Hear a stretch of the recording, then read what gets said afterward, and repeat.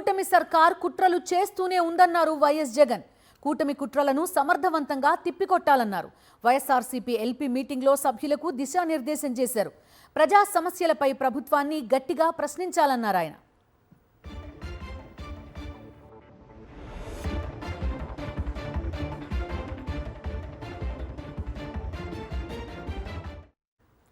తిరుమల లడ్డూ ప్రసాదంపై చంద్రబాబు అబద్ధాలు సృష్టించారని చెప్పారు.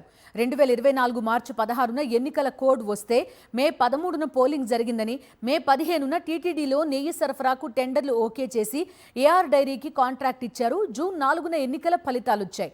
ప్రభుత్వం మారింది. చంద్రబాబు సీఎం అయ్యాకే నెయ్యి సరఫరా ప్రారంభమైందన్నారు YS Jagan.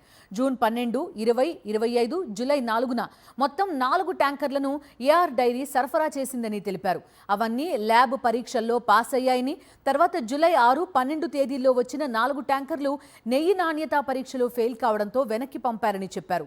July 23న lab report రావడంతో జూలై 25న 4 ట్యాంకర్లను వెనక్కి పంపించారని తెలిపారు.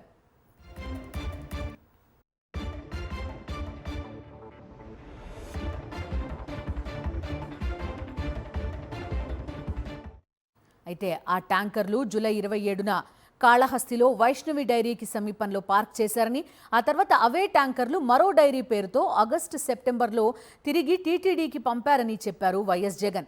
అలా వచ్చిన నెయ్యిని వాడారని సీబీఐ ఛార్జ్షీట్లో రాసిందన్నారు.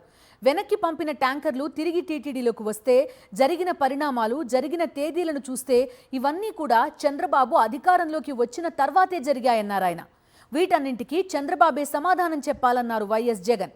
కల్తీ నెయ్యి సరఫరాకు వైఎస్ఆర్సీపీకి ఏమాత్రం సంబంధం లేదని, చేసిన తప్పులకు చంద్రబాబే క్షమాపణ చెప్పాలన్నారు వైఎస్ జగన్. చంద్రబాబు అబద్ధాలపై మండలిలో గట్టిగా నిలదీయాలని సభ్యులకు దిశానిర్దేశం చేశారు వైఎస్ జగన్.